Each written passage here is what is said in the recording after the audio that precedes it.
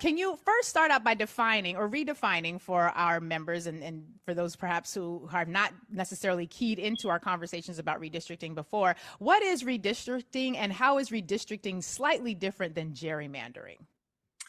Yeah, redistricting is the process where state lawmakers redraw congressional maps, and sometimes it's legislative maps as well. And gerrymandering is the same similar process, but the fact that they're using their political influence to sway how they shape these districts to increase their advantage in gaining more seats in Congress and also in legislative positions.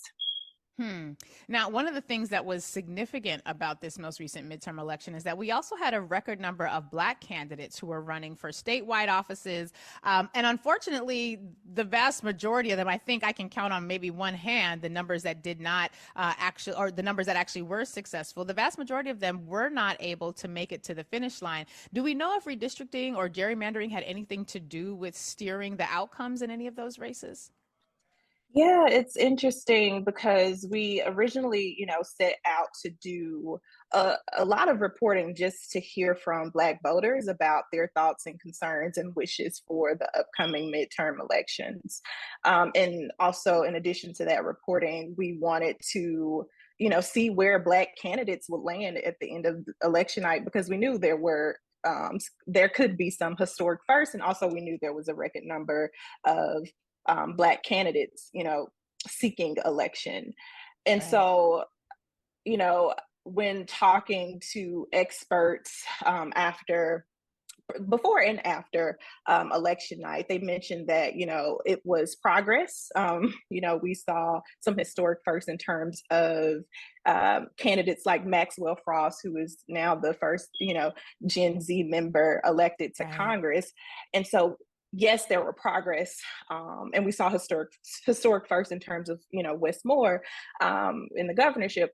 But they still felt like with the number of Black candidates on the roster, more folks should have been elected.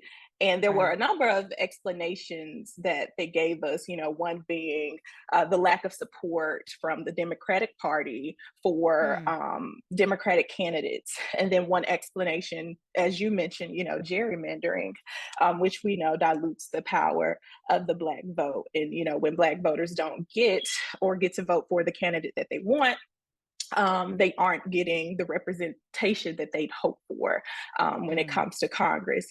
And so, what we know is that gerrymandering has been used by both parties, but historically, Republicans have used it more to their advantage.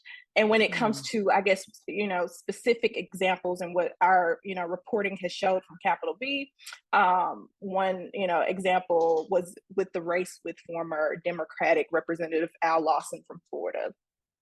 He served in Congress, since 2017, and lost his reelection in the 2020 midterms to Republican Representative Neil Dunn. Now, the interesting piece here is that both of these two candidates were incumbents. However, when it came to the redistricting process, Lawson district was majority Black, but that was split during that redistricting process, which was led by the Republican Party. So Lawson had to compete with Dunn in his own district. And essentially, he didn't win, and Dunn did. We saw that in a couple of places where Black candidates were essentially who had represented separate districts were then pit against each other. We also saw in the state, you mentioned that both Democrats and Republicans engage in redistricting or gerrymandering, even though Republicans are more effective at using gerrymandering. But we also see that this can also happen on the Democratic side. The Democrats in the state of New York, for example, blew it when it came to redistricting in this cycle. And I I always like to give full disclosure, as an advocate who was working on the ground in redistricting, I was like, what the freak is happening with the Democrats in the state of New York? I got to put it to the side because my emotions take over. But so we have seen how both sides of the aisle definitely abuse redistricting efforts, and sometimes they are able to successfully abuse that redistricting in a way that's going to ensure that fewer and fewer Black candidates are able to have a viable option. In the case of the Democrats, it also ended up with us losing a Black candidate as well, with Mondaire Jones. Again, I'm gonna put it to the side. I gotta let it go. But this is something that both parties are engaging in. Yet, as you noted, one party certainly seems to be a lot better at abusing it than others. And when we think about the potential that we saw in the midterm elections for Black voters, we had a lot of record turnout, although there has been some reporting that says perhaps Black turnout was not as strong as it should have been in comparison to previous elections. One of your colleagues was here with us just the other day talking about in Georgia, for example, how Black voters, they came out, but they did not come out. There was a widening of the gap between Black and white voters. So when it comes to something like redistricting and gerrymandering and the impact on Black communities, you mentioned something that I want to ask a little bit more about, that district that was represented by Lawson in Florida was a Black district that had been split. One of the phrases that we use in the legal community is it was a cracked community. Can you talk about how splitting Black communities into as many groups as possible, or into as many districts as possible, what role that ultimately plays in either supporting Black candidates or undermining Black votes? You know, it makes me think of a voter I talked to, located in a rural part of Georgia. And, I had talked to her about, who she had planned to vote for. What did she think about, the election, some challenges, if she had endured any or planned to, or had endured any in the past. And one of the things she mentioned, she was like, we look at some of these ballots, but the people we want to vote for aren't on there. And I'm wondering why that is. And that makes me think back to, gerrymandering and how, Black folks want to show up and want to go out to vote for, said candidate, whoever that candidate may be, and they don't see them on there. It might discourage them from wanting to go out to vote again. So they have to vote for candidates on the ballot who they may have thought that they wouldn't, have voted for before, are on there, new candidates, that sort of thing. And it doesn't, the candidate of their choice may not garner the votes that they would need in order to keep those seats. And so, again, it's also interesting. I want to make a note just to talk about, how to magnify, this issue, is that when it came to the redistricting process, Republicans oversaw that process in 18 states. And in those states, Republicans won 131 seats in the House when Democrats won 42. And this is according to Politico's recent reporting that came out this month. On the flip side, Democrats oversaw the redistricting process in 7 states. And in those 7 states, Democrats won 37 seats, whereas Republicans won 6. So it shows you, that stark disparity when it comes to who is, drawing these maps. And I think also one important thing to note is that we talk a lot about, gerrymandering, redistricting when it comes to the federal government or congressional races, but it's back to the state houses, those not Republicans, those state lawmakers on the state level who are drawing these maps. So they have a lot of political influence when it comes to, creating these districts and who may become successful in securing those seats.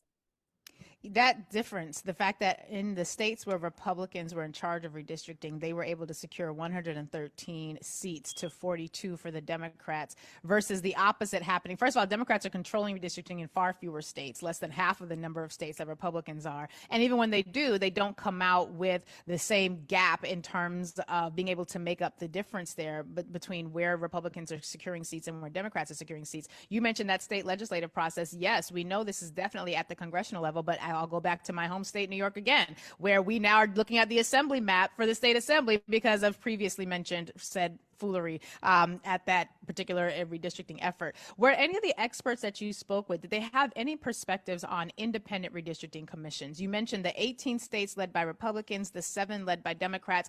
We got, many more states than that in this union. How are other states navigating the redistricting process? And did your experts have any opinions as to whether independent redistricting commissions might be a more equitable way to go? Yeah, so yeah, there are states who have handled this process through independent commissions as well as, taking it to the courts. But we know when it comes to taking it to the courts, it can kind of be a mixed Mm, bag because it's not necessarily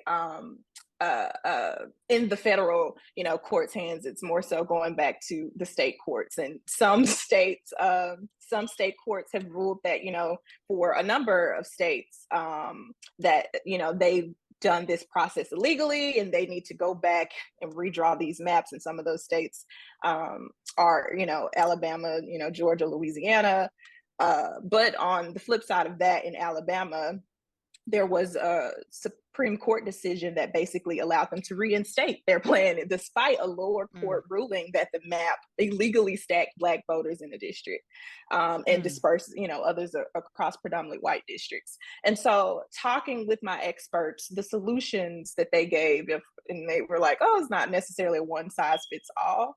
But they did recommend the idea of having an independent commission that has both Democratic lawmakers and Republican lawmakers, and someone who is nonpartisan to be on those sorts of commissions.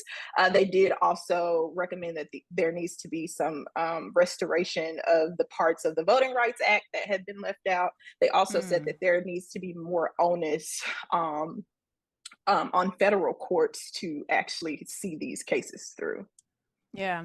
It's the idea of the independent commission with lawmakers. I'm struggling with this personally because, again, I'm realizing every example you gave, I have like a real good example of New York being very terrible at fulfilling its mission and being really good at producing Republican leaning outcomes. We also now have questions about the role of the state court. And if your state court is very heavily leans to one political side or the other, you will still see some of these bad maps protected in those states. We now have an issue with the governor here, who was just nominated one of the most conservative chief justices for the New York, the highest court in the state of New York. And so the idea that sometimes even when you have Democrats in power, they are not necessarily acting in ways that are going to produce the outcomes that are desired by Democrats, that's something to contend with. And the idea that independent commissions should have lawmakers. I've seen a couple of models where independent commissions are more populated with residents, people from the community, not necessarily lawmakers. There's this idea that when lawmakers are drawing the maps, they are picking the voters as opposed to the voters picking who they get to want to vote for. So I think there's so much room for how we can do this better. One of my biggest concerns, however, is that it seems as though, regardless of who's in power, be it Republicans or Democrats, that Black voters are having their votes diluted in ways that other communities simply are not seeing. Were your experts able to come up with anything beyond the courts? Because as a lawyer, I must confess, I have very little faith in the courts. So I'm just going to put it out there. I'm sure that shocks you. But was there anything beyond the courts or these commissions that they were able to speak to that could get us to have our community more invested in this process, more engaged in the process? I know it's not going to happen for another 9 years between now and 2031, but the reality is, or 2032, starting that process. The reality is we have to care and educate our folks now. Did they have any insight for how we can better engage Black voters in particular with this really obscure, eye glazing over, boring process that a lot of people are completely ignorant of, but which literally holds the key to effective voting in the palm in its grasp? Yeah, I think one of the things that I heard is, in terms of increasing Black political engagement, came from Mm, simply starting the conversations about not, elections per se or candidates, but actually talking to them about, the issues and the things they truly care about in a way that matters to them and reflects, mm, uh, their race and gender and political views and all of those things. And they mentioned, there's not always a lot of conversations from the voters themselves because they are not only voters, they are people, right? right, So getting right. beyond just elections and or defining or using terms as historic first, and though getting around those things and really talking to the person, and then Mm, they're starting conversations there, and then be starting to sprinkle conversations around political representation, mm, and political engagement, and, use that as the way to get to that part. So it sounds simple, right? Like just having conversations with people, but truly folks aren't having enough just real conversations with people about the things that matter to them and who they are as people in the places where they are. I feel like what you just said answered that age-old question on Twitter, which was when I first got on Twitter in like early 2008 or 9. The question was, what's better in terms of organizing around electoral issues? Should we focus on social media because social media is the wave? And it seems as though there were a lot of, we would call them old heads on Twitter who was like, y'all need to be talking to people. You need to get out in them streets and have conversations. You need to ask people what they care about. And a lot of them were sort of poo-pooed and like, no, don't you know we have Twitter now? We have social media now. Whatever are you talking about? Aallyah, it seems as though the old heads were right. We really actually do have to have electoral and civic conversation, not rooted in the candidate, but rooting in what people actually care about. Because if I can't keep my lights on, if I've got mold in my NYCHA buildings, my public housing, if I've got rats running through, food security is an issue for me. You gonna come around and talk about vote for me because I'm a great candidate? Psh, boy, bye. I might slam the door in your face and leave you with some choice words, and none of them will be calling on the name of Black Jesus. So what you're saying, I think, really is speaking to what people have seen on the ground, what our elders have been saying, which was that you have got to engage in relational organizing and you have to meet people where they're at. But that, to me, Aallyah, also requires us to take on the responsibility of cultivating these conversations way before election cycles. And I personally feel, I don't know how you feel about this, that sometimes we shy away from cultivating those conversations because then we might be called upon to have to fix some of the problems that we unearth in those discussions. I don't know if you covered any of that with the folks you spoke with. I have, in just speaking to voters, you're right. Like they don't want to just have these conversations during election time because they're like, you only come around during election. Where have you been the last X amount of months of my life? Like right. I spoke with folks in Sparta, Georgia, who said that directly when talking about, the race between Herschel Walker and Raphael Warnock. They were like, who, like what? They, and they talked about the people that they knew, and they felt like, yeah, we've seen, them talking on TV, but we don't really know them. So yeah, it definitely has to happen beyond, election season. And I think that it has to happen in a organic way. It has to be, again, I hate to, I'm not trying to put the onus on community organizers, but that is only one part, of the puzzle. Yeah. But just hearing from folks, elected officials have to show them who they really are beyond the politics.